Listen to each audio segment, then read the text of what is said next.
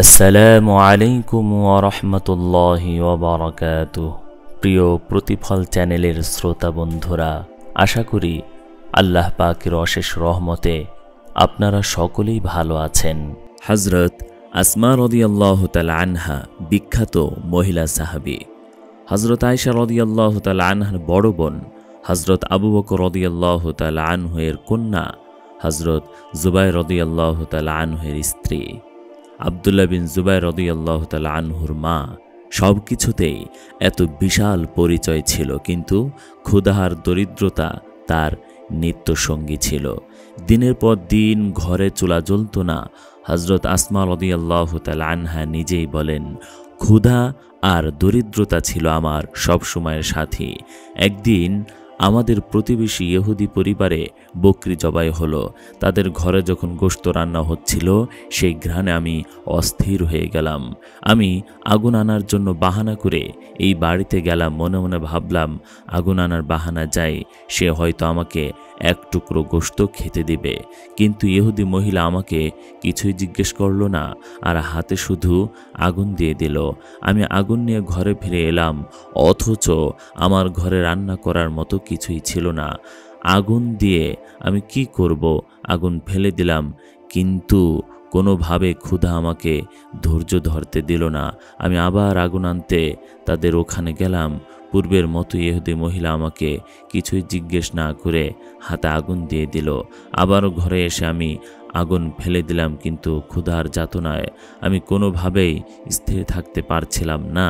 এ দৃশ্য আল্লাহ পাক দেখছিলেন, অথচ হযরত আসমা রাদিয়াল্লাহু তাআলা আনহা চাইলে তার স্বামীর কাছে অধিকার দাবি করতে পারতেন। যদি নিজের সুখের কথা বলে স্বামীকে কাছে রেখে দিতেন, তাহলে হযরত জুবাইর রাদিয়াল্লাহু তাআলা আনহু জান্নাতে রাসূলুল্লাহ সাল্লাল্লাহু আলাইহি ওয়াসাল্লামের সঙ্গী হওয়ার গৌরব অর্জন করতে পারতেন না। এখন প্রশ্ন হলো, হযরত জুবাইর রাদিয়াল্লাহু তাআলা আনহু যখন নবীর সঙ্গী হয়ে জান্নাতে যাবেন, তখন আসমা কি তার সাথে যাবেন না? নিশ্চয়ই তিনিও তার সাথী হবেন। দেখুন কত বুদ্ধিমতী নারী, দুনিয়ার সামান্য সুখ ভোগ বিসর্জন দিয়ে কত বড় মূল্যবান সম্পদ গড়ে তুলেছেন। হযরত আসমা রাদিয়াল্লাহু তাআলা আনহা বলেন, ক্ষুধার অসহ্য যন্ত্রণা আমাকে তৃতীয়বার ইহুদির বাড়িতে যেতে বাধ্য করল। এবারও মহিলা আমাকে কিছুই জিজ্ঞেস করল না, আমার হাতে আগুন তুলে দিল। আমি আগুন নিয়ে ঘরে ফিরে এসে বসে পড়লাম, দুঃখে কেঁদে দিলাম। আল্লাহকে বললাম, হে আল্লাহ, এই দুঃখ বেদনার কথা কাকে বলবো? আমার সামনে একমাত্র তুমি, তোমাকে ছাড়া আর কার কাছে বেদনার কথা বলবো? এবার আল্লাহ পাকের অনুগ্রহ তার প্রতি উথলে উঠল। প্রতিবেশী ইহুদি মহিলার স্বামী খানা খাওয়ার জন্য বাড়িতে আসলো। গোশতের পেয়ালা তার সামনে রাখা হলো। সে জিজ্ঞেস করলো, আজকে আমাদের ঘরে কি কোনো লোক এসেছিল? স্ত্রী উত্তর দিল, হ্যাঁ, একজন মহিলা 3 বার এসেছিল আগুন নিতে। স্বামী বলল, আমি পরে খাবো, তুমি সে মহিলার ঘরে এক পেয়ালা গোশত দিয়ে আসো। হযরত আসমা রাদিয়াল্লাহু তাআলা আনহা বলেন, বাইরে গোশতের বাটি হাতে এক ইহুদি মহিলা দাঁড়িয়ে আছে, আর আমি ঘরে বসে কাঁদছি। আমি কাঁদছি আর বলছি, হে আল্লাহ, আমি কি করব? হে আল্লাহ, আমি কি করব? হে আল্লাহ, আমি কি করব? এরপর সেই ইহুদি মহিলা গোশতের বাটি আমার সামনে রাখলো। হযরত আসমা রাদিয়াল্লাহু তাআলা আনহা বলেন, তখন এই গোশতের বাটিটা আমার কাছে সমগ্র দুনিয়ার চাইতেও বেশি মূল্যবান ছিল। হযরত আতিকা রাদিয়াল্লাহু তাআলা আনহা ছিলেন খুবই রূপবতী রমণী, কবিতা চর্চায় খুবই ছিলেন পারদর্শী। বিয়ে হয়েছিল হযরত আব্দুল্লাহ বিন আবু বকরের সাথে। তিনি হযরত আবু বকর রাদিয়াল্লাহু তাআলা আনহুর ছেলে, দেখতে খুবই সুন্দর ও সুপুরুষ ছিলেন। 22 বছরের যুবক, স্ত্রী ভালোবাসায় এতই মত্ত ছিলেন যে আল্লাহর রাস্তায় সময় দিতে অলসতা করতে লাগলেন। ঘরে সুকণ্ঠী রূপবতী স্ত্রী হযরত আতিকা রাদিয়াল্লাহু তাআলা আনহা, স্ত্রী ভালোবাসা হযরত আব্দুল্লাহকে ঘর ছাড়তে দিচ্ছিল না। হযরত আতিকা রাদিয়াল্লাহু তাআলা আনহা আব্দুল্লাহকে আল্লাহর পথে বের হতে পিড়াপিড়ি করে শেষে চুপ হয়ে যান, কারণ তিনি জানতেন, আমার ভালোবাসার টানে সে যদি ঘরে বসে দিন কাটায়, তাহলে আল্লাহর কাছে আমাকে জবাব দিতে হবে। অনেক দিন এ অবস্থা চলছিল। ব্যাপারটা হযরত আবু বকর রাদিয়াল্লাহু তাআলা আনহুর দৃষ্টিতে পড়ল। তিনি ছেলেকে বললেন, বেটা, স্ত্রী মহব্বত তোমাকে আল্লাহর রাস্তায় বের হতে বাধা দিচ্ছে। তুমি তোমার ফরজ দায়িত্ব অবহেলা করতে শুরু করেছ। পৃথিবীতে কি তুমি ঘরে বসে থাকার জন্য এসেছ? অবশ্যই না। দ্বীনের দাওয়াত সমস্ত পৃথিবীতে পৌঁছে দিতে হবে। তোমার স্ত্রী তোমার উদ্দেশ্যে ও লক্ষ্যের জন্য সহযোগী নয়। যার ভালোবাসা তোমাকে আল্লাহর পথ থেকে নিরুৎসাহিত করছে তাকে তালাক দিয়ে দাও। আব্দুল্লাহ রাদিয়াল্লাহু তাআলা আনহু একথা শুনে ভেঙে পড়লেন। হযরত আতিকা রাদিয়াল্লাহু তাআলা আনহা এর প্রতি এত ভালোবাসা ছিল যে তিনি তালাক দেওয়ার সাহস করতে পারলেন না। কিন্তু তার পিতা হযরত আবু বকর রাদিয়াল্লাহু তাআলা আনহু এমন পিতা যার কথায় তালাক দেওয়া হয়ে যায়। তাছাড়া পিতাকে অসন্তুষ্ট করা যাবে না। পিতা অসন্তুষ্ট হলে আল্লাহ রসুল অসন্তুষ্ট হবেন। আল্লাহ রসুল অসন্তুষ্ট হলে আল্লাহ অসন্তুষ্ট হবেন। তখন তিনি সব ভাবনা বাদ দিয়ে পিতার কথাই প্রাধান্য দিলেন। নিজের বুক ভরা প্রেম ভালোবাসাকে বিসর্জন দিয়ে স্ত্রীকে তালাক দিয়ে দিলেন। তালাক দেওয়ার পর হযরত আব্দুল্লাহ রাদিয়াল্লাহু তাআলা আনহু বিচ্ছেদ বেদনায় এতটাই ভারাক্রান্ত হলেন যে তা দেখে আবু বকর রাদিয়াল্লাহু তাআলা আনহু নিজেও ভাবনায় পড়ে গেলেন। হযরত আব্দুল্লাহ রাদিয়াল্লাহু তাআলা আনহু একদিন স্ত্রী বিচ্ছেদ সইতে না পেরে মনের কষ্ট হালকা করার জন্য একটি কবিতা আবৃত্তি করলেন। হে আতেক, যতদিন পৃথিবীতে সূর্য থাকবে, যতদিন সূর্যের উদয় অস্ত থাকবে, তোমার সেই প্রিয় মুখ ছবিটি আমার স্মৃতিপটে আজকের মতোই স্পষ্ট হয়ে থাকবে। মৃত্যু তোমার চিন্তা থেকে আমাকে বিচ্যুত করতে পারবে না। এ সময় হযরত আবু বকর রাদিয়াল্লাহু তাআলা আনহু সেখান দিয়ে যাচ্ছিলেন। তিনি ছেলের অবস্থা দেখে বললেন, বেটা, তুমি স্ত্রীকে ফিরিয়ে আনো। পিতার অনুমতি পেয়ে স্ত্রীকে ফিরিয়ে আনলেন। কিন্তু এরপর থেকে কোনোদিন স্ত্রী ভালোবাসা হযরত আব্দুল্লাহকে দ্বীনের কাজে বাধা দিতে পারে নাই। স্ত্রী আতিকা রাদিয়াল্লাহু তাআলা আনহা স্বামীকে উৎসাহ দিয়ে আল্লাহর রাস্তায় পাঠিয়ে দিলেন। তায়েফের জিহাদে হযরত আব্দুল্লাহ রাদিয়াল্লাহু তাআলা আনহু এর বুকে তীর বিদ্ধ হয়, আর এই আঘাতেই মদিনায় এসে তিনি শাহাদাত বরণ করেন। তখন তিনি ছিলেন মাত্র 30 বছরের যুবক। স্ত্রী হযরত আতিকা রাদিয়াল্লাহু তাআলা আনহাও তখন যুবতী। উভয়ের প্রেম ভালোবাসার গভীরতা ছিল তুলনাহীন, কিন্তু আল্লাহর ভালোবাসা সব ভালোবাসাকে ছাড়িয়ে বিজয় লাভ করল। হযরত রাসূল আকরাম সাল্লাল্লাহু আলাইহি ওয়াসাল্লাম খবর পেলেন হযরত ফাতেমা রাদিয়াল্লাহু তাআলা আনহা গুরুতর অসুস্থ। রাসূলুল্লাহ সাল্লাল্লাহু আলাইহি ওয়াসাল্লাম তাকে দেখতে গেলেন। হযরত ফাতেমার ঘরের সামনে দাঁড়িয়ে রাসূলুল্লাহ সাল্লাল্লাহু আলাইহি ওয়াসাল্লাম ঘরে প্রবেশের অনুমতি চাইলেন। মা, আমার সাথে আরেকজন মেহমান আছে। হযরত ফাতেমা রাদিয়াল্লাহু তাআলা আনহা বললেন, আব্বাজান, আপনি সাথীকে নিয়ে এসেছেন, কিন্তু আমার ঘরে তো পর্দা করার মতো কাপড় নেই। রাসূলুল্লাহ সাল্লাল্লাহু আলাইহি ওয়াসাল্লাম কন্যার কথা শুনে কাঁধে থাকা চাদর বাড়িয়ে দিলেন। বললেন, মা, চাদর দিয়ে পর্দার ব্যবস্থা করো। এরপর রাসূলুল্লাহ সাল্লাল্লাহু আলাইহি ওয়াসাল্লাম কন্যার ঘরে প্রবেশ করলেন। হযরত ফাতেমা রাদিয়াল্লাহু তাআলা আনহা পিতাকে বললেন, আব্বাজান, আগে ছিল ক্ষুধার কষ্ট, এখন তার সাথে যোগ হয়েছে রোগের কষ্ট। ক্ষুধা নিবারণের জন্য আটা নেই, রোগ নিরাময়ের জন্য ঔষধ নেই। হযরত ফাতেমা রাদিয়াল্লাহু তাআলা আনহা কাঁদতে লাগলেন। কন্যার কথা শুনে আল্লাহর নবীর 2 চোখ অশ্রু সজল হয়ে উঠল। যে নবী তায়েফের জনপদে কাফেরদের পাথরের আঘাতে রক্তাক্ত হয়ে কাঁদেননি, উহুদ প্রান্তরে শত্রুর আঘাতে দাঁত মোবারক হারিয়েও কাঁদেননি, তিনি কন্যার ক্ষুধার কষ্ট, অসুখের কষ্টের কথা শুনে কাঁদতে লাগলেন। কি হৃদয় বিদারক দৃশ্য দেখুন! দোজাহানের বাদশাহ মুহাম্মদুর রাসূলুল্লাহ সাল্লাল্লাহু আলাইহি ওয়াসাল্লাম আর তার কন্যা জান্নাতি নারীদের সর্দার সাইয়্যিদা ফাতেমা রাদিয়াল্লাহু তাআলা আনহা দুজনেই কাঁদছেন। একদিকে কন্যা কাঁদছেন দুঃখ কষ্টের কথা বাবাকে বলে, আরেকদিকে আল্লাহর নবী কাঁদছেন কন্যার দুঃখ কষ্টের কথা শুনে। রাসূলুল্লাহ সাল্লাল্লাহু আলাইহি ওয়াসাল্লাম কন্যাকে বললেন, শোনো ফাতেমা, আমার আদরের কন্যা, সেই সত্তার শপথ যিনি আমাকে সত্যসহ প্রেরণ করেছেন, আজ 3 দিন অতিবাহিত হয়ে গেছে, এর মধ্যে তোমার পিতার পেটে এক লোকমা খাবারও পড়েনি। এরপর রাসূলুল্লাহ সাল্লাল্লাহু আলাইহি ওয়াসাল্লাম বললেন, আল্লাহ তাআলা আমাকে স্বর্ণের পাহাড় দিতে চেয়েছেন। আমি বলেছি, হে আল্লাহ, আমি সোনা রূপা চাই না। এরপর বললেন, হে ফাতেমা, তুমি ঘাবড়ে যেও না, তুমি খুশি হয়ে যাও। আমা তারদিনা আন তাকুনি সাইয়্যিদাতা আহলিল জান্নাহ, তুমি কি এই কথার উপর খুশি নও যে আল্লাহ তোমাকে জান্নাতি নারীদের সর্দার হিসেবে নির্বাচন করেছেন? এরপর ফাতেমা রাদিয়াল্লাহু তাআলা আনহা খুশি হয়ে গেলেন, বন্ধ হয়ে গেল কান্না। আল্লাহ তাআলা জিবরাইল আলাইহিস সালামকে পাঠিয়ে দিলেন, তুমি আমার হাবিবকে বলে দাও, ফাতেমাকে আমি জান্নাতের নারীদের নেত্রী বানিয়ে দিয়েছি। হযরত ফখরুখ রহমতুল্লাহ আলাইহি তাবিঈ ছিলেন। আল্লাহ রাস্তায় দেশ বিদেশ সফর করতেন। একবার তার স্ত্রী গর্ভবতী ছিল। হযরত ফখরুখ রহমতুল্লাহ আলাইহি বলতে লাগলেন, আল্লাহ রাস্তায় যাওয়ার জন্য মন মানছে না, আমার মন আর সইছে না, আমি কালই আল্লাহ রাস্তায় বের হচ্ছি। একথা শুনে স্ত্রী বললেন, আমি তো অন্তঃসত্ত্বা, আমার কি অবস্থা হবে? ফখরুখ রহমতুল্লাহ আলাইহি বললেন, তোমাকে এই গর্ভ অবস্থা আমি আল্লাহর হাওয়ালা করে যাচ্ছি, আর এই 30,000 টাকা দিয়ে যাচ্ছি, তুমি খরচ করো। বেরিয়ে গেলেন।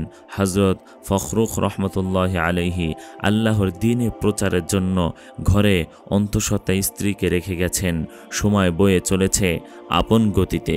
এর মধ্যে কত শীত গেল, বসন্ত এলো, বসন্ত পেরিয়ে গ্রীষ্ম, এবং কত দিন গেল, সকাল সন্ধ্যা অতিক্রান্ত হয়ে গেল, কিন্তু স্বামী ফখরুখ রহমতুল্লাহ আলাইহি এলেন না। বছর যায়, 1, 2, 3 করে কেটে যায় 30 বছর। এরই মধ্যে সন্তান জন্ম নিল। শিশুকাল পেরিয়ে বাল্যকাল পেরিয়ে গেল, পিতা ফখরুখ এলেন না। এর মধ্যে এক মা তার সন্তানের লালন পালন করতে লাগলেন গভীর মনোযোগ দিয়ে। সন্তানের পড়ালেখা, তার দ্বীনি তালিম তরবিয়ত গভীর মনোযোগের সাথে করতে লাগলেন। এক সময় সন্তান ইসলামী জ্ঞানের পণ্ডিত হয়ে গড়ে উঠল। চারদিকে তার জ্ঞান পাণ্ডিত্যের সুখ্যাতি ছড়িয়ে পড়ল। দলে দলে এলেম পিপাসু ছাত্ররা তার কাছে জ্ঞান অর্জনের জন্য আসতে লাগলো। দেখুন, এক এক মা যা করলেন তা বড়ই আশ্চর্যজনক এক কাহিনী। স্বামী আল্লাহর পথে বেরিয়ে গেছেন, সেই কবে, ফিরে আসার নাম নেই। তাই বলে মা বসে থাকেননি, সন্তানকে এলমে দ্বীনের এত বড় পণ্ডিত করে গড়ে তুললেন, যা বিস্ময়কর। 30 বছর পর একদিন এক বৃদ্ধ মুসাফির মদিনার রাস্তায় প্রবেশ করলেন। তার অবস্থা বড়ই করুণ, বয়সের ভারে ঝুঁকে ঝুঁকে হাঁটছেন। তিনি হাঁটছেন আর ভাবছেন, 30 বছর পর কেউই তো আমাকে চিনবে না, আর চিনবে বা কি করে? আমি বেঁচে আছি না মরে গেছি তাও তো কেউ জানে না। আমার ঘর কি সেখানে আছে নাকি অন্য কোথাও? এসব চিন্তা করতে করতে হযরত ফখরুখ রহমতুল্লাহ আলাইহি দাঁড়ালেন ঘরের দরজার সামনে। দেখলেন যে ঘর তো এটা তারই। এক সময় বাড়ির ভেতর প্রবেশ করলেন। ঘোড়ার আওয়াজ শুনে তার ছেলের ঘুম ভেঙে গেল। ছেলে দেখল এক বৃদ্ধ চাঁদের আলোয় বাড়ির উঠোনে দাঁড়িয়ে আছে। ছেলে এগিয়ে গিয়ে বৃদ্ধকে উত্তেজিত হয়ে জিজ্ঞেস করল, হে জানের দুশ্মন, তোমার লজ্জা করে না? এই বৃদ্ধ বয়সে অন্যের বাড়িতে অনুমতি ছাড়া প্রবেশ করেছ? একথা শুনে বৃদ্ধ ভয় পেয়ে গেলেন। তিনি ভাবলেন, হয়তো আমি ভুল জায়গায় এসেছি, আমার ঘর হাত বদল হয়ে হয়তো অন্যের হয়ে গেছে। তিনি বললেন, আমাকে ক্ষমা করো বেটা, আমি ভুল করে ফেলেছি, আমি মনে করেছিলাম আমার ঘর হয়তো এটা। একথা শুনে ছেলে আরও উত্তেজিত হয়ে বলতে লাগলো, আরে ভুল তো একটা করেছ, এখন আমার ঘরের মালিকানা দাবি করছো? চলো, আমি এখনই তোমাকে কাজীর দরবারে নিয়ে যাব, কাজী তোমার শাস্তির ব্যবস্থা করবেন। এ অবস্থা যখন চলছিল তখন আরেক ঘরে শুয়ে থাকা মার ঘুম ভেঙে গেল চেঁচামেচি শুনে। মা জানালা ফাঁক দিয়ে দেখলেন এ তার স্বামী ফখরুকের মতো চেহারা। ভালোভাবে দেখে চিনতে পারলেন স্বামীর চেহারা। মা এ অবস্থায় জোরে ডাক দিলেন, হে বেটা রবিআ, রবিআ। মায়ের ডাক শুনে চমকে উঠল, মনটা যেন কেমন করে উঠল। দৌড়ে মায়ের কাছে এলো। কি হয়েছে মা? বলল রবিআ। মা জানতে চাইল কে? রবিয়া উত্তর দিল, অচেনা এক বৃদ্ধ লোক। তখন মায়ের চোখ অশ্রুসিক্ত হয়ে গেল। বলল, হে জালেম, নিজের জন্মদাতা পিতার সাথে ঝগড়া করতেছ? এই বৃদ্ধ মুসাফির তোমার পিতা, যার জন্য আমার যৌবনকাল শেষ হলো, যার জন্য তোমার মা রাত দিন অপেক্ষার প্রহর গুনছে, যার জন্য তোমার মায়ের মাথার চুল সাদা হয়ে গেছে। মায়ের কথা শুনে রবিয়া পিতার পায়ে পড়ল, কাঁদল। পিতা মাথায় হাত দিয়ে সন্তানকে আদর করলেন। রাত শেষ হলো জীবনের গল্প করেই। ফজরের আজান হলো, উঠলেন পিতা ফখরুখ রহমতুল্লাহ আলাইহি। ছেলেকে খুঁজলেন, না দেখে জিজ্ঞেস করলেন স্ত্রীকে, রবিয়াকে দেখছি না, কোথায় সে? স্ত্রী উত্তর দিলেন, সে তো আজানের আগেই মসজিদে চলে যায়। পিতা ফখরুখ রহমতুল্লাহ আলাইহি মসজিদে পৌঁছতে জামাত শেষ হয়ে গিয়েছিল, তাই তিনি একা নামাজ পড়লেন। রওজায়ে আতহারে এসে সালাম ও দুরুদ পড়ে সামনে গেলেন। দেখলেন মসজিদের ভেতর বিশাল জনসমাবেশ, শত শত মানুষ দর্স শুনছে। এক যুবক হাদিস পড়াচ্ছেন। দূর থেকে ফখরুখ রহমতুল্লাহ আলাইহি দেখলেন, বেশি একটা বুঝতে পারলেন না যুবকটাকে। বয়সের চাপ চোখেও পড়েছে, তাই দৃষ্টিও ঝাপসা। চিনতে পারলেন না কে সেই যুবক। তিনি সেখানেই বসে হাদিসের দর্স শুনতে লাগলেন। অনেকক্ষণ ধরে মুগ্ধের মতো হাদিসে পাকের দর্স শুনলেন। যখন শেষ হলো তখন বরাবর যে লোকটি বসা ছিল তাকে জিজ্ঞেস করলেন, ভাই, সেই যুবকটি কে যে দর্স দিচ্ছিল? সেই লোকটি একথা শুনে আশ্চর্য হলো। লোকটি বলল, আপনি কি মদিনার বাসিন্দা নন? হযরত ফখরুখ রহমতুল্লাহ আলাইহি বললেন, ভাই, আমি মদিনারই বাসিন্দা, তবে 30 বছর যাবৎ এখানে ছিলাম না। লোকটি বলল, তিনি রবিয়া মদিনার বিখ্যাত হাদিস বিশারদ, ইমাম মালিকের ওস্তাদ, ইমাম আবু হানিফা রহমতুল্লাহ আলাইহির ওস্তাদ, সুফিয়ান সাউরির ওস্তাদ। এই লোক বলেই যেতে লাগলো। তাকে থামিয়ে দিলেন। ফখরুখ রহমতুল্লাহ আলাইহি বললেন, ভাই, কিন্তু আপনি আগে বলুন তার পিতার নাম কি? লোকটি বলল, তার পিতার নাম ফখরুখ রহমতুল্লাহ আলাইহি। সে আল্লাহর রাস্তায় বের হয়ে আর ফিরে আসেনি। এ কথা শুনে পিতা ফখরুখের অন্তর খুশির জোয়ারে হাবুডুবু খেতে লাগলো। তার ছেলে আজ এত বড় মুহাদ্দিস। তিনি আল্লাহর শুকরিয়া আদায় করলেন। আর এর পিছনে যার ভূমিকা, সেই তার মা স্ত্রীকে প্রাণ ভরে দোয়া দিলেন। বোনেরা, দেখুন, স্বামীর অনুপস্থিতিতে এক মা তার সন্তানকে কি সুন্দরভাবে গড়ে তুলেছেন, তৈরি করেছিলেন জগৎ বিখ্যাত মুহাদ্দিস রূপে। এই ঘটনা সব মা বোনদের জন্য একটা শিক্ষণীয় উদাহরণ হয়ে থাকবে। আল্লাহ পাক আমাদের সকলকে কবুল করুন, আমিন। হযরত সালতা ইবনুল আসিম রহমতুল্লাহ আলাইহি তার ছেলেকে বললেন, বেটা, প্রথমে তুমি আল্লাহর রাস্তায় জিহাদ করে শহীদ হও, কেননা এতে আমি ধৈর্য ধারণ করব, আর এই ধৈর্য ধারণ করার কারণে জান্নাত লাভ হবে। এরপর আমিও আল্লাহর রাস্তায় জিহাদ করতে করতে শহীদ হয়ে যাব, আর জান্নাতে তোমার সাথে গিয়ে মিলিত হব। একসময় লড়াই আরম্ভ হলো। ছেলে প্রথমে শত্রু মোকাবেলা লড়াই করতে করতে শাহাদাতের মর্যাদা লাভ করল। এরপর বাপ এগিয়ে গেল, তিনিও শহীদ হলেন। যখন এ সংবাদ সিরিয়ায় পৌঁছল, সে বাপ বেটা শহীদ হয়ে গেছে, তখন সালতা ইবনে আসিম আদাবিয়ার স্ত্রী রাবিয়া আদাবিয়ার কাছে মহল্লার মহিলাগণ সান্ত্বনা দেওয়ার জন্য আসতে লাগলো। তখন হযরত রাবিয়া আদাবিয়া বললেন, তোমরা যদি আমার স্বামী সন্তানের শাহাদাতের জন্য আমাকে সান্ত্বনা দিতে এসে থাকো তাহলে চলে যেতে পারো, আর যদি মোবারকবাদ দিতে এসে থাকো তাহলে মোবারকবাদ দাও, কেননা আমার স্বামী ও আমার সন্তান জান্নাতের হকদার হয়ে গেছে। এ শাহাদাতের আনন্দে আমি আনন্দিত, পেরেশান নই, এজন্য যে আমার স্বামী, আমার ছেলে আল্লাহর রাস্তায় জীবন দিয়ে জান্নাতের বাসিন্দা হয়ে গেছেন, এজন্য আমাকে ধন্যবাদ দাও। হে বোনেরা, দেখুন, সকল কিছুর উপরে যারা আল্লাহর রাজি খুশিকে প্রাধান্য দিতেন তারাই তো আমাদের অনুসরণের জন্য দৃষ্টান্ত হতে পারতেন। কিন্তু হায়, আমার মা ও বোনেরা আজ কোথায় কোন জোয়ারে ভাসছে। আমিরুল মুমিনিন হযরত ওমর রাদিয়াল্লাহু তাআলা আনহু যখন বার্ধক্যে উপনীত, তখন সাহাবায়ে কেরামগণ বলতে লাগলেন, ওমর রাদিয়াল্লাহু তাআলা আনহু বৃদ্ধ হয়ে গেছেন, তার বিশ্রাম দরকার, তার জন্য ভালো খাওয়া দাওয়া দরকার, ভালো পোশাক পরিধান করা দরকার। একজন খাদেম রেখে নিতে পারেন সেবার জন্য। হযরত আলী রাদিয়াল্লাহু তাআলা আনহু, আব্দুর রহমান বিন আউফ রাদিয়াল্লাহু তাআলা আনহু, উসমান রাদিয়াল্লাহু তাআলা আনহু, তলহা রাদিয়াল্লাহু তাআলা আনহু, জুবাইর রাদিয়াল্লাহু তাআলা আনহু সহ আরও বড় বড় সাহাবে এক স্থানে বসে এ ব্যাপারে আলোচনা করছেন। একজন বললেন, আমিরুল মুমিনিনকে এ কথাগুলো কে বলবে? অনেক ভাবনার পর তারা সিদ্ধান্ত নিলেন উম্মুল মুমিনিন হযরত হাফসা রাদিয়াল্লাহু তাআলা আনহাকে দিয়েই প্রস্তাব পাঠাবেন। তিনি হযরত ওমর রাদিয়াল্লাহু তাআলা আনহুর কন্যা এবং রাসূলুল্লাহ সাল্লাল্লাহু আলাইহি ওয়াসাল্লামের স্ত্রী। সবাই হযরত হাফসা রাদিয়াল্লাহু তাআলা আনহার কাছে এলেন। হাফসা রাদিয়াল্লাহু তাআলা আনহাকে বললেন, আপনি আমিরুল মুমিনিনকে যখন হাসি খুশি অবস্থায় দেখবেন তখন তার সাথে কয়েকটি ব্যাপারে কথা বলবেন, যেমন ভালো খাওয়া দাওয়া করা, ভালো পোশাক পরিধান করা। বয়সের কারণে তিনি দুর্বল হয়ে পড়েছেন, তাই একজন খাদেম রেখে নিতে পারেন যাতে আমিরুল মুমিনিনের খেদমত করতে পারে। যদি এসব কথাগুলো তিনি গ্রহণ করেন তবে আমাদের কথা বলবেন, যদি গ্রহণ না করেন তাহলে আমাদের নাম বলার প্রয়োজন নেই। এরপর একদিন আমিরুল মুমিনিন হযরত ওমর রাদিয়াল্লাহু তাআলা আনহু কন্যা হযরত হাফসা রাদিয়াল্লাহু তাআলা আনহার ঘরে এলেন।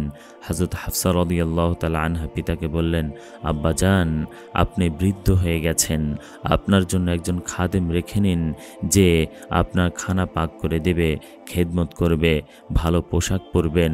আপনার কাছে অনেক দূর থেকে প্রতিনিধি দল আসে, সময় মতো আরামও করবেন। হযরত ওমর রাদিয়াল্লাহু তাআলা আনহু জিজ্ঞেস করলেন, বেটি, তোমাকে এই কথাগুলো কে বলেছে? হযরত হাফসা রাদিয়াল্লাহু তাআলা আনহা বললেন, আব্বাজান, প্রথমে আপনি বলুন এই প্রস্তাবগুলো আপনি মানছেন কিনা। হযরত ওমর রাদিয়াল্লাহু তাআলা আনহু বললেন, যারা এই কথা বলে তাদের কথা যদি আমার জানা থাকতো তাহলে তাদেরকে মারতে মারতে চেহারা লাল করে দিতাম।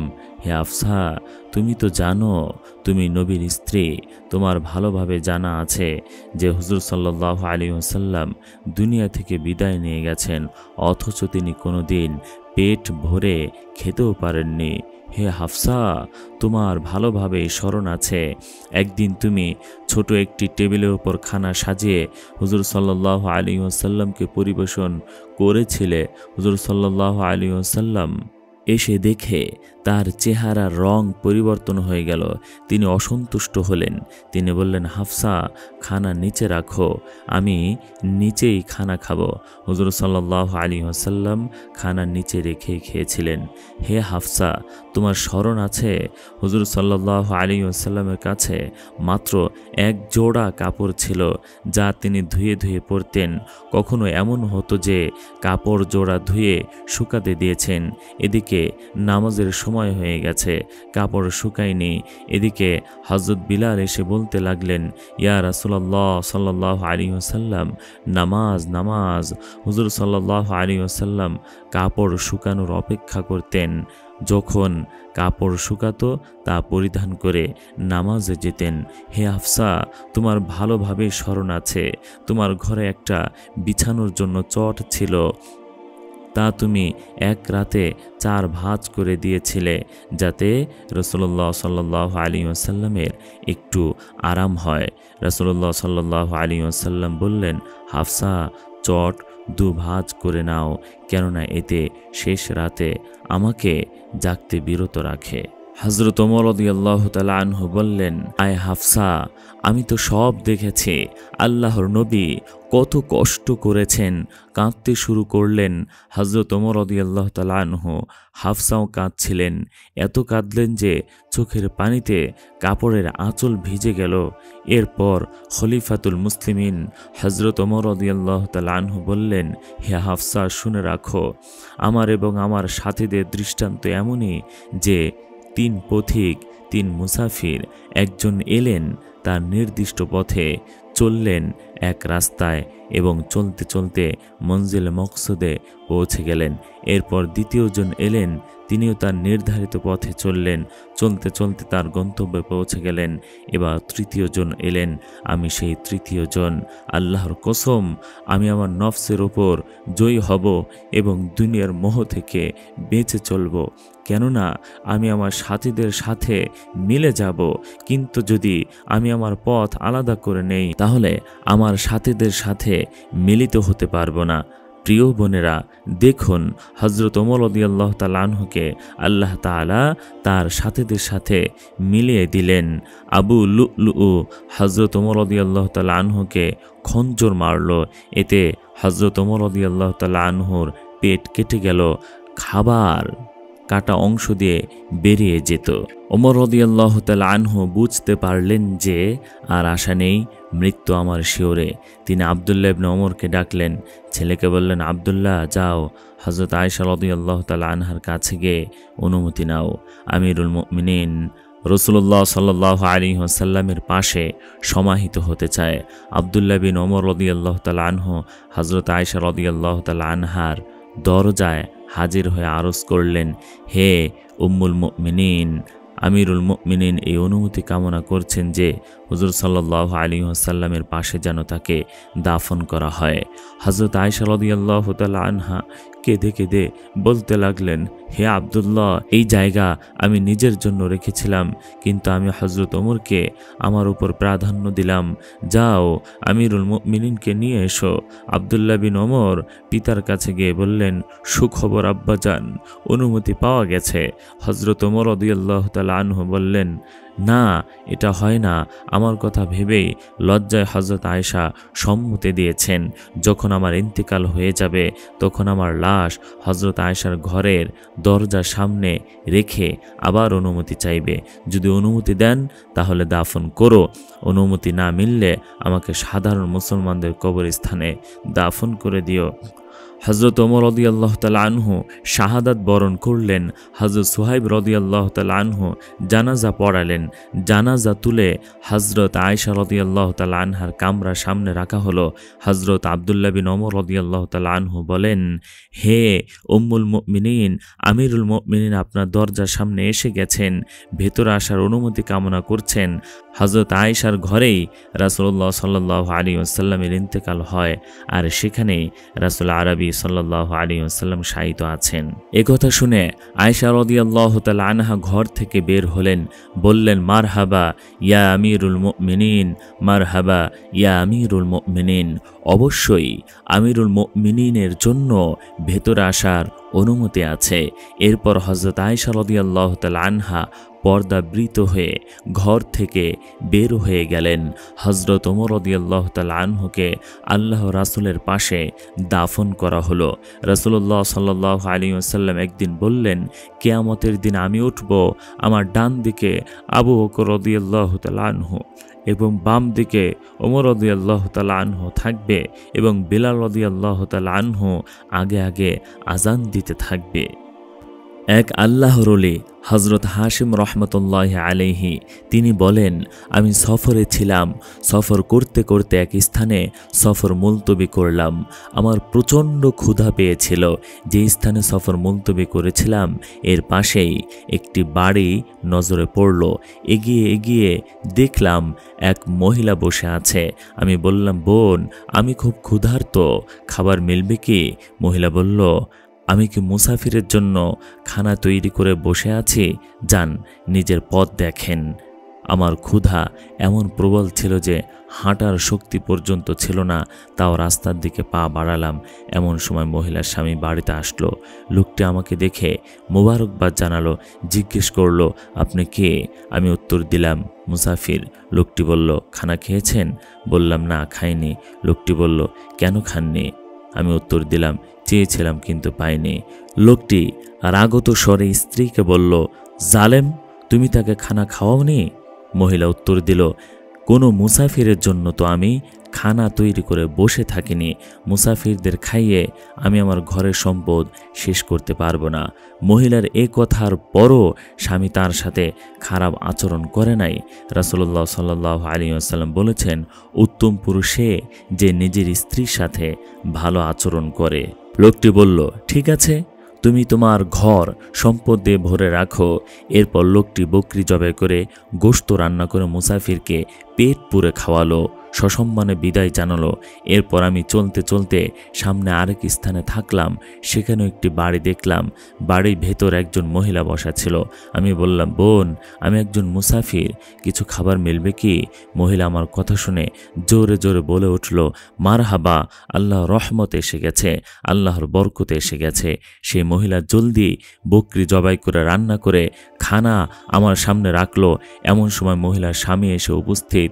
লোকটি আমাকে দেখেই বলল, তুমি কে? আমি উত্তর দিলাম, মেহমান। সে জানতে চাইল খানা কোত্থেকে এসেছে। আমি উত্তর দিলাম, আপনার স্ত্রী দিয়েছে। আমার কথা শুনে লোকটি রাগান্বিত হয়ে ভেতরের ঘরে ঢুকে গেল, স্ত্রীকে খুব শাসালো। আমি বাইরে থেকে সব শুনছিলাম।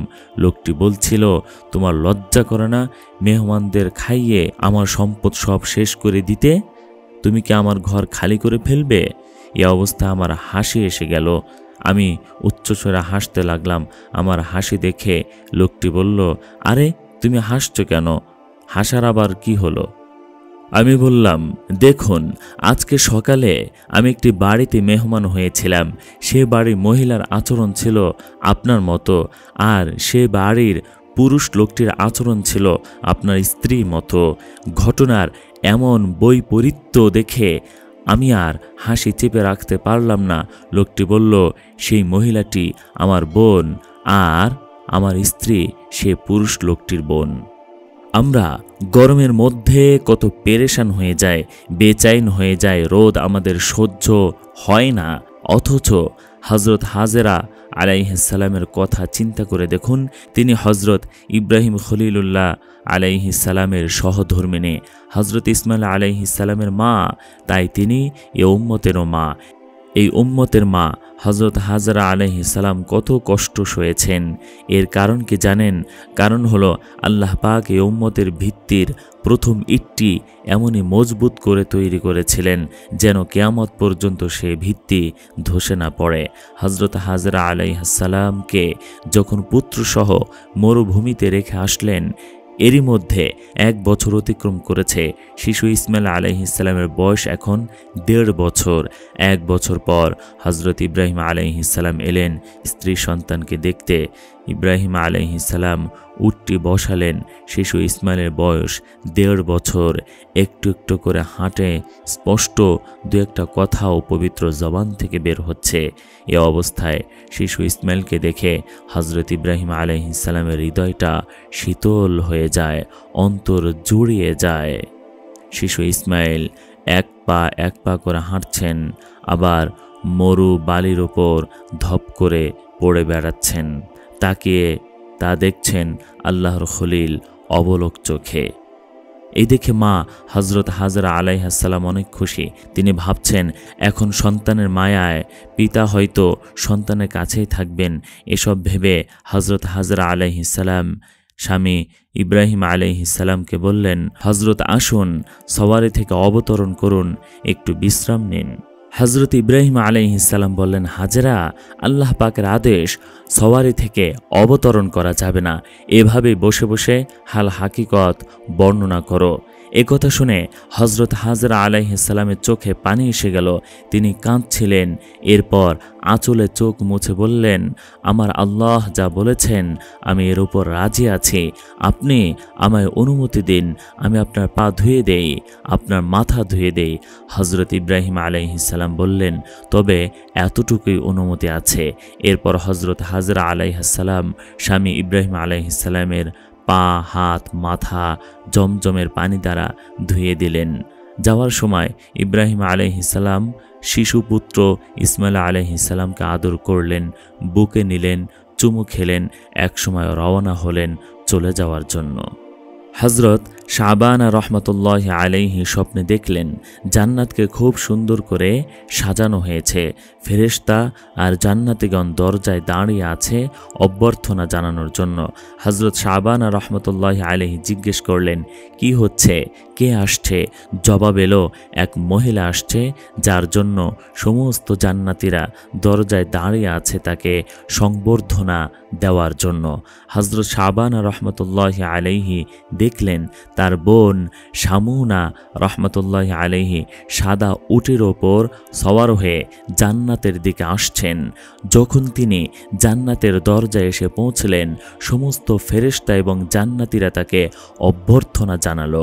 হযরত শাবানা রহমতুল্লাহি আলাইহি বোনকে জিজ্ঞেস করলেন, বোন, এই মর্যাদা তুমি কি আমলের পুরস্কার হিসেবে পেয়েছ? হযরত শামুনা রহমতুল্লাহি আলাইহা জবাব দিলেন, আমি গভীর রাতে আরামের ঘুম ত্যাগ করে আল্লাহর ইবাদত করতাম, তাকে স্মরণ করার পুরস্কার স্বরূপ এই মর্যাদা লাভ করেছি। মাওলানা তারিক জামিল সাহেব বলেন, বোনেরা দেখুন, যে মহিলা রাতের ঘুম বিসর্জন দিয়ে আল্লাহর স্মরণে সেজদায় পড়ে থাকে, তারাই তো জন্ম দিতে পারেন জগৎ বিখ্যাত আল্লাহওয়ালাদের। আর যেই মহিলাদের রাত দিন কাটে গান শুনে, গান গেয়ে, তাদের পেট থেকে তো অবাধ্য নাফরমান সন্তান জন্ম নেবেই। এক বুজুর্গ, তার বুজুর্গের খবর তখন দেশ বিদেশে প্রসিদ্ধ হয়ে গেছে। আরেক মহিলা সেই সময় দেহ ব্যবসা করে পয়সা কামাই করত। জোয়ান বুড়ো সবাই তার ঘরের সামনে লাইন ধরে দাঁড়িয়ে থাকত।